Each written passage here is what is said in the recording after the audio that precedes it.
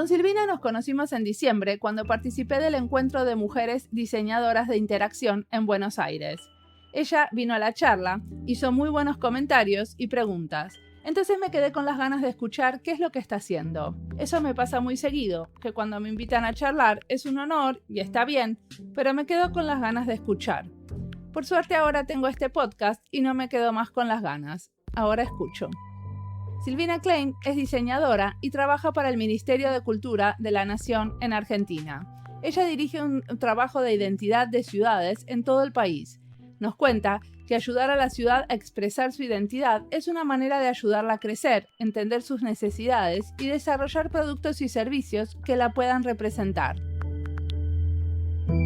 Mi nombre es Mariana Salgado, esto es Diseño y Diáspora.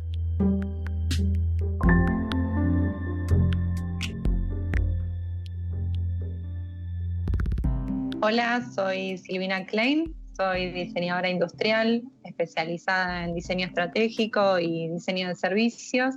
Soy profesora en la UTN en materias de diseño de software y técnicas de presentación de elementos. Hace años, cuando estaba estudiando en la facultad, todo lo que tenía que ver con diseño aplicado a lo social y por un lado, toda la parte de desarrollo de producto, de materiales, de detalle, era un lado que me apasionaba, pero su lado B del diseño era algo que realmente me llamaba la atención. Cuando terminé la facultad, comencé a hacer un profesorado porque tenía ganas de dar clases, que empecé a dar clases en una escuela secundaria con orientación en diseño industrial, y al tiempo, después de unos años, decidí que tenía ganas de involucrarme en el diseño en la ciudad, quizás como una manera de devolver todo lo que recibí de lo que era la FADU, y fue así como entré en el Centro Metropolitano de Diseño. ¿Y fue fácil entrar a trabajar en la ciudad? No, fue muy complejo. En realidad vi la postulación del trabajo, no tenía ningún contacto y dije, eso es para mí. Reúne todo, reúne prototipos, reúne la capacitación, reúne la posibilidad de interactuar con distintos ministerios y apliqué. Traté de mandar un mail a la búsqueda de ciudad, de ver quién la estaba haciendo, tratar de contactarme, insistí.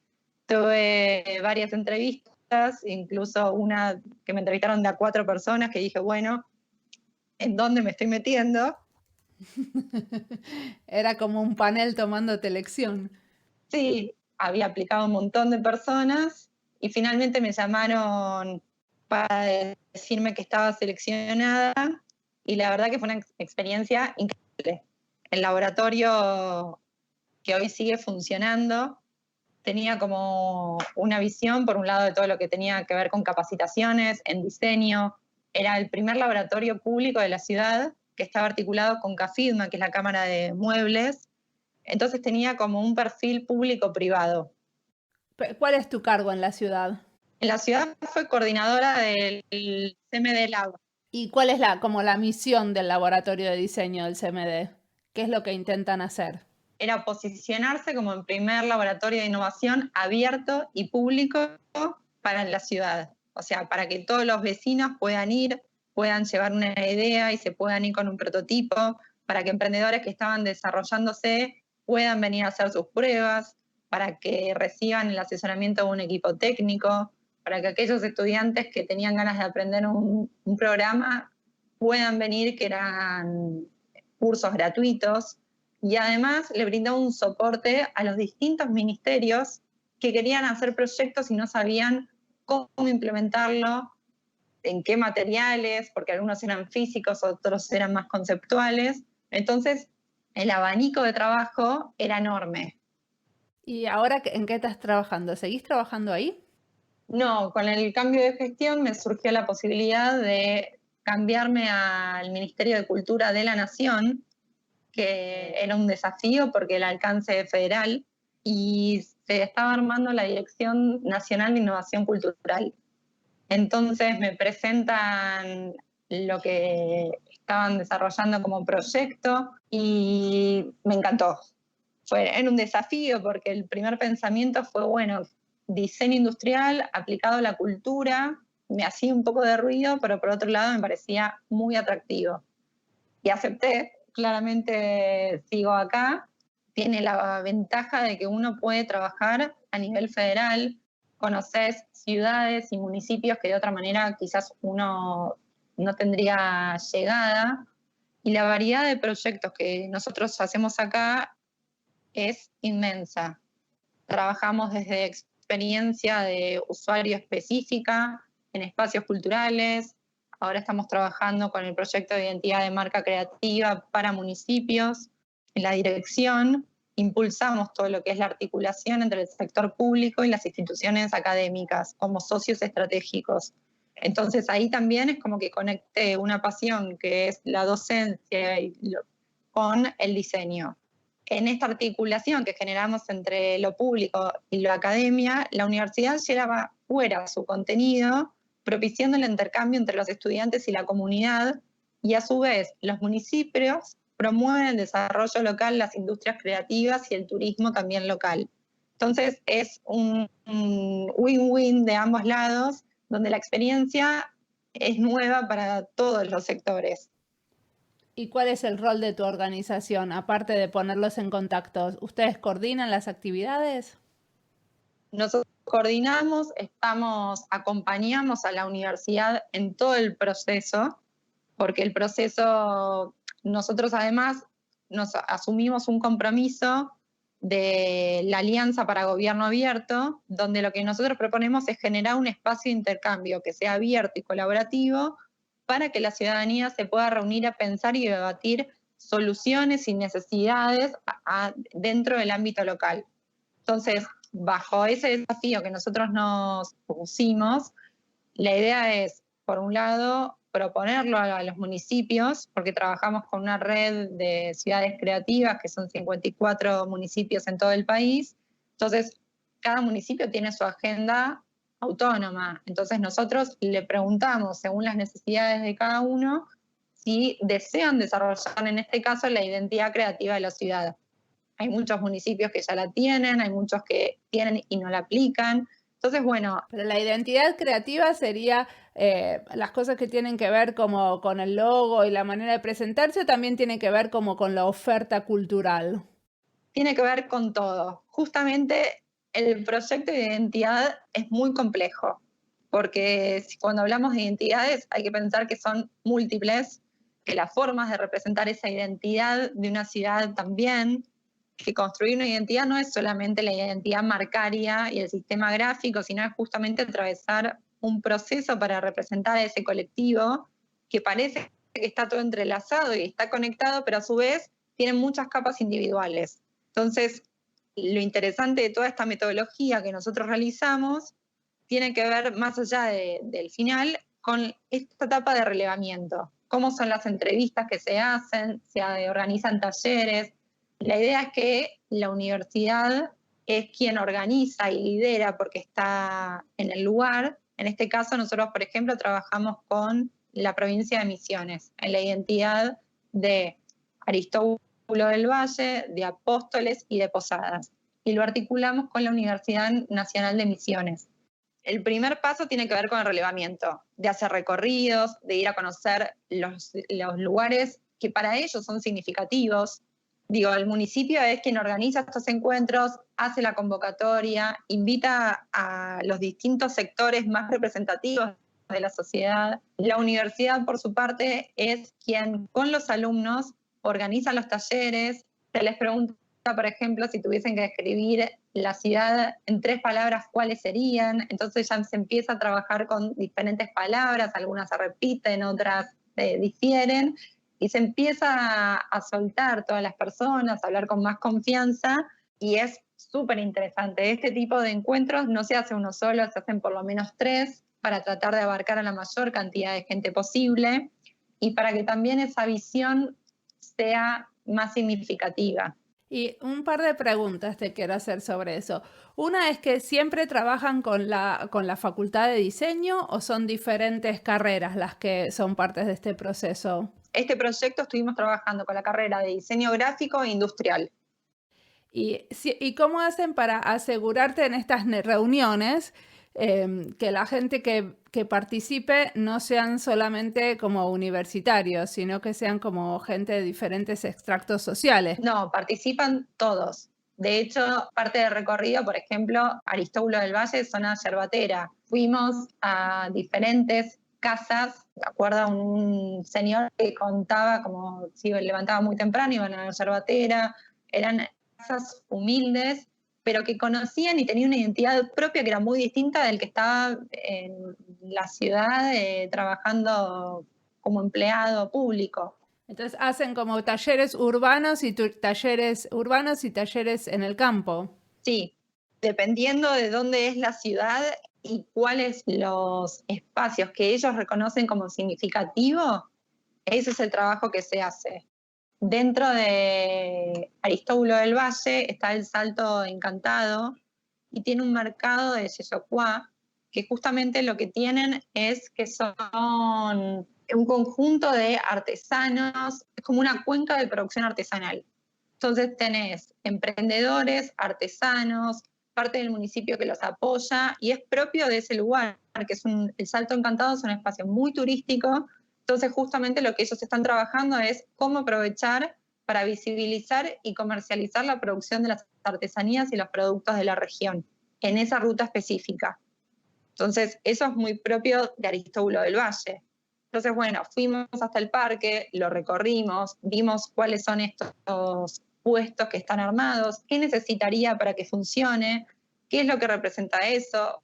Fuimos a ver, tiene como dentro de la ruta también pueblos originarios, a conocer cuáles son las necesidades también de ellos. Es como muy variado, por eso digo que con un encuentro no es suficiente. Lo importante en este momento de relevamiento es poder conseguir la mayor cantidad de información que represente a esa ciudad, con todo lo que implique. Y después que vos como relevás y tomás las necesidades de la gente, ¿qué es lo que sucede después?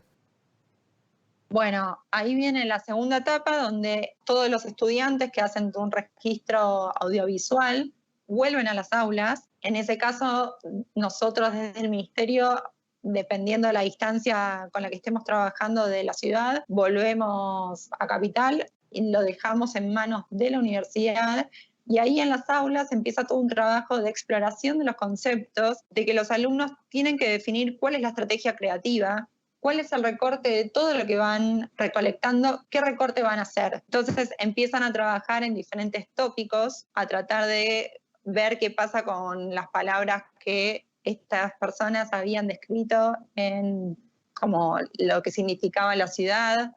Por ejemplo, salieron en Aristóbulo como temas de la interculturalidad, como una ciudad amigable, que era una ciudad llena de paisajes, que tenía un circuito de rutas, y se hace un ejercicio de cómo se piensa la ciudad, cómo es que ellos la ven y cómo hablan, que mencionaban que era una ciudad cercana, que era confiable y cálida. Entonces, es un trabajo que lleva meses.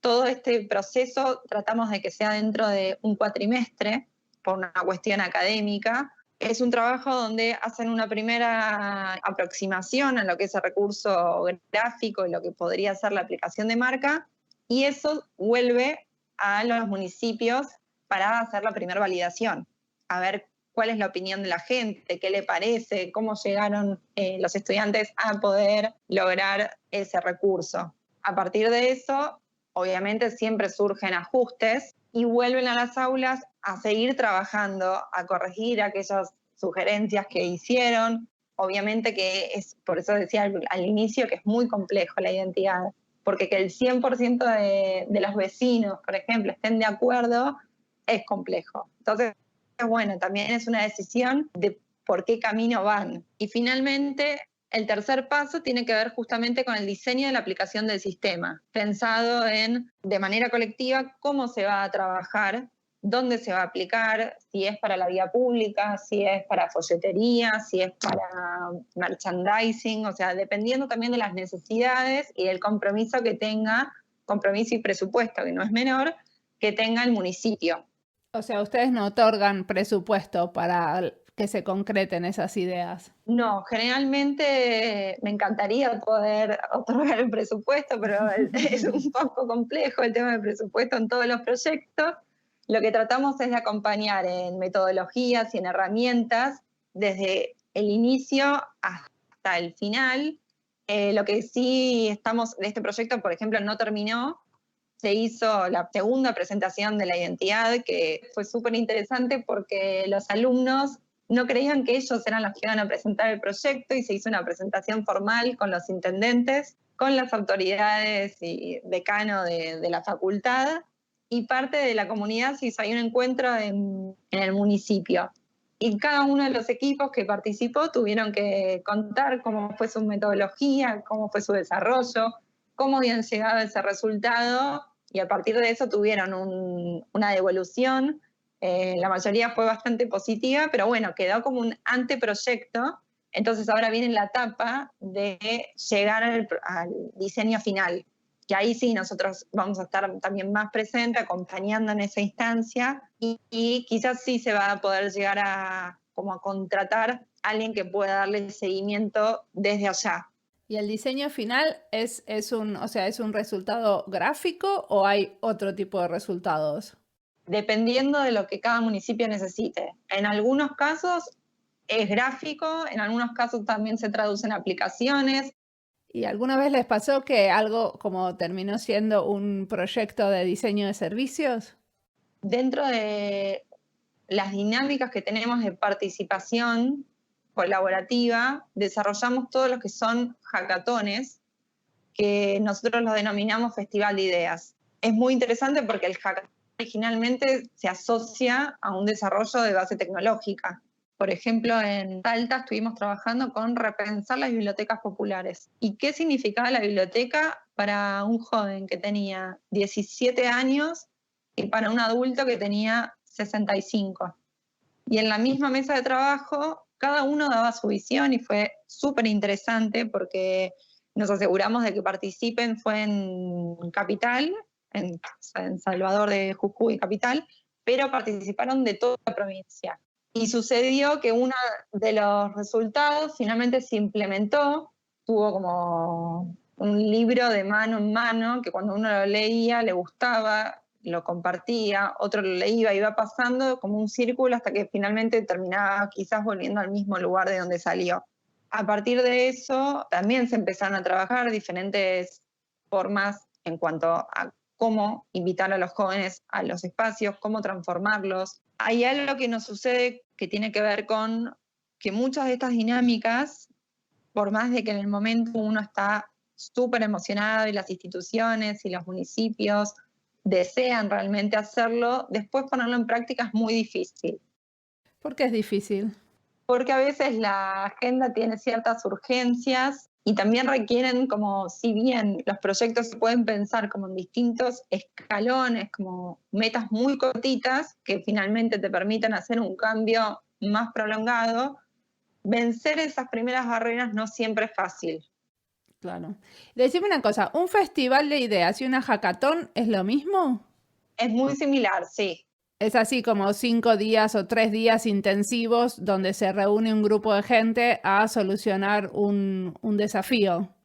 Sí, en este caso lo hacemos de un día a lo sumo día y medio, porque es muy difícil en el ámbito cultural. Por eso te digo, en lo tecnológico ya está instalado de que es así, de que se quedan, de que prototipan. Muy interesante cómo primero sucede un momento de catarsis, después hay un momento con distintos tipos de ejercicios para que la gente empiece a pensar en quizás diferentes soluciones. Bueno, es una dinámica muy particular. Generalmente asignamos un mentor para cada mesa que sea experto en la temática, que pueda guiar, que pueda hacer que todos hablen, que vayan anotando todas las palabras, los conceptos, las ideas que van surgiendo. ¿Y participan diseñadores también? Sí, nos aseguramos de que participen de todos los géneros, de distintas edades, de distintas profesiones. Eso es lo que le da también la riqueza. Y todos pensando desde cuando fue museo, bueno, cómo apropiarse del museo, cómo generar experiencias participativas, qué pasa con la visita antes, durante y después del museo, cuando hablábamos de la biblioteca, cómo acercar, cómo actualizar el contenido, cómo hacerlo atractivo, va variando muchísimo y desde nuestro rol lo que hacemos justamente tiene que ver con diseñar todo el formato de trabajo. Para asegurarse la inclusión, ¿no? Para asegurar esto de que las diferentes personas puedan tener su voz y su voto en el proceso. Sí, incluso te voy a contar algo cómico que fue, el primero lo hicimos en Mar del Plata, la inscripción la hicimos online, y el segundo lo hicimos en Jujuy. Y en la inscripción habían 30 inscriptos. Y dijimos, ¿cómo puede ser que si fuimos, lo hablamos, todos nos aseguran que van a venir, hay 30 inscriptos? Claro, funciona de otra manera, es el boca a boca. Entonces, el día del hackathon, el día del Festival de Ideas, eran 180. Y no entraban en la biblioteca pública, que es un espacio hermoso y cómodo para trabajar, bueno, estaba saturada. Entonces, también es entender las características de cada lugar. Es maravilloso. Una cosa que me está dando vueltas en la cabeza cuando vos hablas es cómo se puede hacer para que todo este maravilloso trabajo que ustedes hagan no se pierda con el cambio de gestión. Bien, en eso trabajamos, tratamos de publicar todo lo que hacemos. De hecho, trabajé en el documento y lo estamos terminando de diseñar, es la verdad, porque acá como que uno va haciendo un proyecto, sigue con otro y así en simultáneo, y más de una vez me gustaría sentarme a escribir y documentar todo lo que hacemos, pero bueno, esto lo hicimos, así que está compartido como toda la dinámica, cómo pensarlo para que cualquiera lo pueda replicar en un festival de ideas que sea chiquito para un ejercicio de equipo, para un trabajo con los vecinos o para pensarlo en una dimensión quizás con toda la comunidad. Y por otro caso, publicamos también estos casos que hicimos para que se vea de una manera más clara cómo poder implementarlo y cómo poder hacerlo y cuáles son las limitaciones que puedan llegar a surgir. ¿Y qué errores hicieron y qué aprendieron de los errores? Bueno, muchas cosas creo de las convocatorias.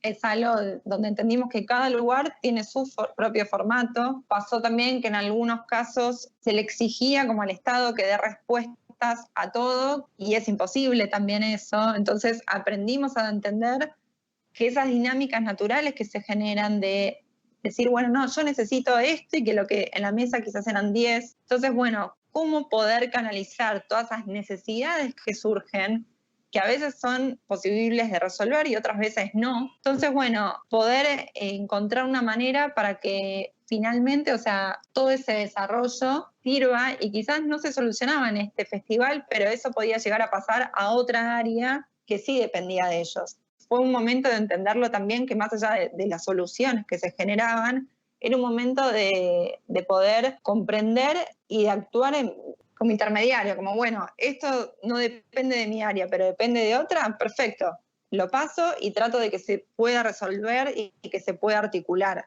Eso pasa un montón en procesos de diseño, que uno tiene como mucho diálogo con la gente y que hay problemas que está en las posibilidades de uno de resolver y otros problemas no. Estos otros problemas eran cosas que otros colegas adentro del gobierno podían resolver o eran cosas que la gente de la universidad podía resolver. Y depende, o sea, en la universidad, digo, tanto la universidad como el municipio tiene sus propias limitaciones, desde burocráticas internas, como de poder hacerse cargo de una situación. Esa articulación lo que nos permitió también es como que ya quede instalada en el lugar un diálogo donde si hoy el municipio en Misiones tiene que hacer otro ejercicio, otro proyecto, ya directamente puede volver a trabajar con la universidad, porque ya quedó ese antecedente. Entonces también es una manera de ir dejando como transferencia de conocimiento en ese sentido. Y más de una vez surgen limitaciones que por más de que quizás desarrollaste todo un proyecto, o no hay presupuesto, o no resulta tan sencillo poder implementarlo. Entonces, más de una vez, todo un desarrollo que uno hace quizás queda en algo más conceptual. Eso es algo que es muy criticado en las hackatones, que se generan un montón de ideas, pero la verdad es que muchas veces como no hay como presupuesto para seguirlas. Sí, yo creo que hay distintas maneras de dar respuesta, desde una mentoría, desde un seguimiento, desde conectar, creo que uno de los desafíos es justamente poder encontrar una pequeña solución, aunque sea antes de no dar respuesta, bueno, a ver cómo se puede llegar a hacer para dar una respuesta y para que eso no quede como que no sienta que es un día sin resultados, más allá de la red de contactos que se puede llevar. Creo que ese es uno de los grandes desafíos.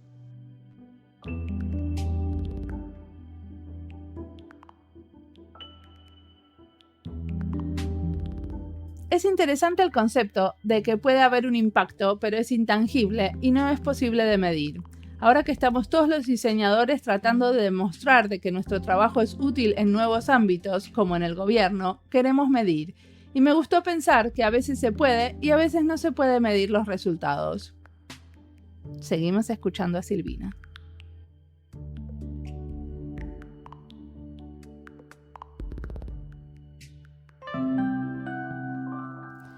Y una pregunta, para mí todo lo que ustedes hacen es un proceso muy claro de transmitir diseño a diferentes comunidades que en general no son de diseñadores, ¿no? O sea, la gente con la que ustedes consultan y les preguntan sobre sus necesidades y los guían para llegar a ser prototipos no son diseñadores. ¿Ustedes lo ven como esto es un proceso de transmisión y educación o eso no es tan evidente o eso no es parte del trabajo?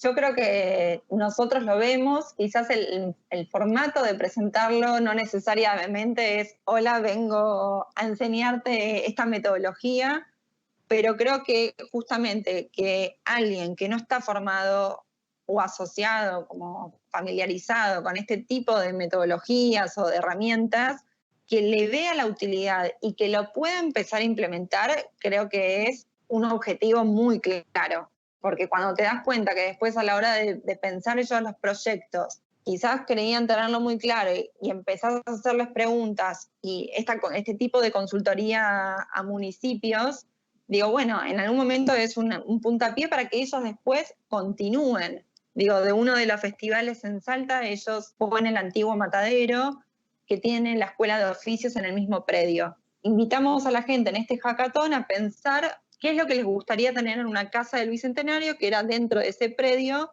un espacio que estaba vacío o que sucedían muy pocas actividades. La gente vino, participó, hasta incluso imaginaba cómo podía llegar a exponer los trabajos que se hacían en esa escuela de oficios.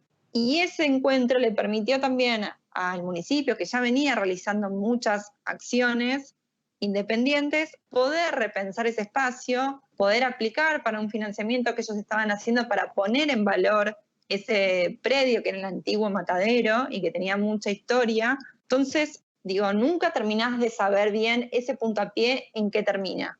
Entonces es cómo vos podés transmitir y cómo eso, el propio municipio, la comunidad, la universidad, quien sea del otro lado, se lo puede apropiar para poder desarrollar diferentes tipos de proyectos. Claro, ¿y te pasó de ya ver proyectos desarrollados como de una manera muy parecida, pero que no son los que ustedes mismos iniciaron? Nos pasó con la casa histórica de Tucumán, fue hace 2 años, en la conmemoración de los 200 años de la independencia, trabajamos en el diseño de la nueva apuesta museográfica, que ya de por sí la apuesta dependía de la Secretaría de Museos y nosotros participamos como dándole una mirada más inclusiva y social y desde el lado experimental. Entonces propusimos utilizar diferentes tipos de tecnología como impresión 3D, corte láser, como disruptivas era en ese momento, con el objetivo de crear una visita más participativa. Entonces el proyecto se inauguró, la gente, por más de nosotros dijimos, va a entrar toda la gente y va a empezar a tocar los objetos, y no, uno está acostumbrado a que no se puede tocar en el museo. Entonces nos pasó que dijimos, bueno, ¿qué hacemos ahora? Entonces, cuando volvimos, decidimos con el equipo de los guías del museo ponerle un cartel que decía, por favor, tocar. Y parecía, es simbólico, pero la gente veía eso y empezaba a tocar. Entonces, quizás también con pequeños ajustes se lograba finalmente eso, porque también hay una cuestión de un hábito cultural de cómo se maneja y qué está permitido y qué no, Y eso es también romper esas barreras, es un desafío de cómo se puede hacer. Y respecto a lo que me preguntabas, hoy, por ejemplo, ese plano que debería estar en la entrada está ubicado en otro sector. Los objetos, algunos están expuestos, otros no. Entonces, bueno, sí, de lo que se pensó originalmente, si bien pasó ya un tiempo, se decidió internamente que la distribución de los objetos fuera otra. Y quizás no es lo ideal, porque por ejemplo el plano óptico debería estar adelante porque le permite a la persona no vidente información antes de entrar, no cuando ya la está recorriendo. ¿Y por qué lo cambiaron? Porque fue una decisión interna, parte de la burocracia que te digo que uno no puede estar diciendo exactamente dónde deberían ir las cosas. Lo que estás diciendo es que en ese caso no es que la gente aprendió algo que después implementó sin ustedes, sino que de alguna manera cuando ustedes dejaron de estar ahí, empezaron a aplicarse otros criterios para decidir dónde iban las cosas, no necesariamente que tenían que ver con el usuario final. No, claro. Y también está ahí una decisión de que uno tiene que respetar, porque uno no está todos los días en el lugar. Entonces, también en ese sentido es como, bueno, uno acompaña el proceso, lo desarrolla, se trata quizás de continuar, pero en algunas instancias hay que entender que es una limitación también. Claro. ¿Qué es la limitación? La limitación de ser como una especie de consultor externo a partir de cuando el proyecto se termina. Sí, de que uno no está todos los días en ese espacio, pero bueno, ellos tomaron esa decisión y también es parte de respetarlo. Totalmente. Lo que hacen ustedes es un trabajo participativo muy interesante. Lo que yo me preguntaba es cómo surge hacer ese trabajo participativo. Eso es como, ¿es algo que se te ocurre a vos? ¿Es algo que el equipo decide empezar? ¿Cómo aparece esta necesidad de trabajar con los ciudadanos para hacer esta identidad cultural? Originalmente surge dentro de la dirección a través de los hackatones y a través de romper con ciertas barreras de la cultura que siempre decimos como que ya no se piensa desde un escritorio, se piensa desde afuera, estando en trabajo en campo, escuchando, de una manera colaborativa en ese sentido. Y la primera propuesta que surgió fue a partir de los hackatones. Todo lo del proceso de gobierno abierto y de los datos y de cómo poder medir un poco también todas estas acciones que se van haciendo y de la parte de transparencia y de todo lo que es creatividad y gobierno como eje, fue otro de los desafíos que nos llevó hoy a poder estar trabajando en este programa en general de la red de ciudades. Y decime, vos hablabas de medir lo que se está haciendo. ¿Qué es lo que miden cuando hacen un proyecto así? Desde todo lo que tiene que ver con la industria creativa, el municipio puede llegar a evaluar, así como está en Mendoza la ruta del vino, cómo trabajar la ruta de la yerba y cómo potenciar lo que son las visitas a la yerba, a las yerbateras y a las fábricas de té.